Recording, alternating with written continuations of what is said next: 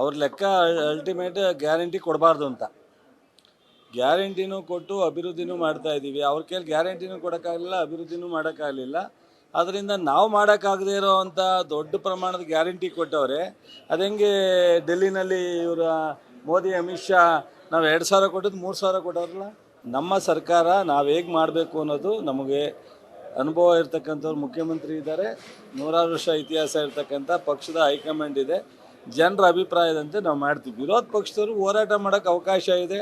ಪ್ರತಿಭಟನೆ ಮಾಡಲಿ, ಹೋರಾಟ ಮಾಡಲಿ, ಅಪೋಸಿಷನಲ್ಲಿ ಕೂತ್ಕೊಂಡು ಪ್ರಶ್ನೆ ಕೇಳಲಿ, ನಮ್ಗೆ ಏನಾದ್ರು ಸಜೆಷನ್ ಕೊಡಲಿ, ಅದಕ್ಕೆಲ್ಲ ಸ್ವಾಗತ ಇದೆ. ನಾವು ಅವ್ರಿಗೆ ಕೊಡೋ ಅಂಥ ಸ್ವಾಗತವನ್ನು ಭಾಳ ಆರ್ಟ್ಫುಲ್ಲಿ ತಗೋತೀವಿ.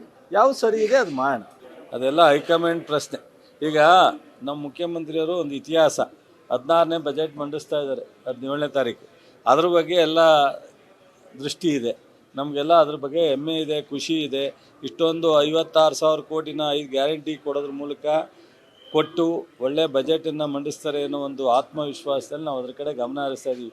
ಈ ಮೀಟಿಂಗು, ಸಣ್ಣ ಪುಟ್ಟ ಕದನ, ಇದನ್ನೆಲ್ಲ ನಮ್ಮ ಹೈಕಮಾಂಡು ಗಮನಿಸ್ತಿದೆ. ಅದು ನೋಡ್ಕೊಳ್ಳುತ್ತೆ. ಅವ್ರ ಲೆಕ್ಕ ಅಲ್ಟಿಮೇಟ್ ಗ್ಯಾರಂಟಿ ಕೊಡಬಾರ್ದು ಅಂತ.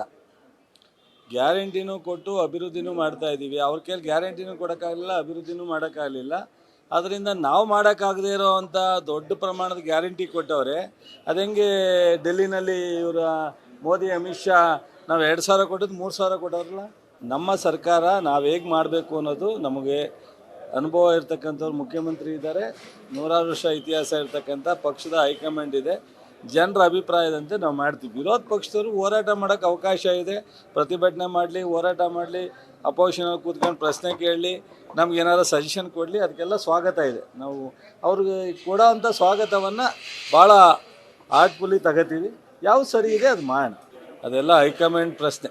ಈಗ ನಮ್ಮ ಮುಖ್ಯಮಂತ್ರಿಯವರು ಒಂದು ಇತಿಹಾಸ 16ನೇ ಬಜೆಟ್ ಮಂಡಿಸ್ತಾ ಇದ್ದಾರೆ 17ನೇ ತಾರೀಕು.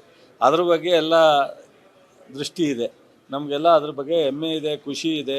ಇಷ್ಟೊಂದು 56,000 ಕೋಟಿನ 5 ಗ್ಯಾರಂಟಿ ಕೊಡೋದ್ರ ಮೂಲಕ ಕೊಟ್ಟು ಒಳ್ಳೆ ಬಜೆಟನ್ನು ಮಂಡಿಸ್ತಾರೆ ಅನ್ನೋ ಒಂದು ಆತ್ಮವಿಶ್ವಾಸದಲ್ಲಿ ನಾವು ಅದ್ರ ಕಡೆ ಗಮನ ಹರಿಸ್ತಾ ಇದ್ದೀವಿ.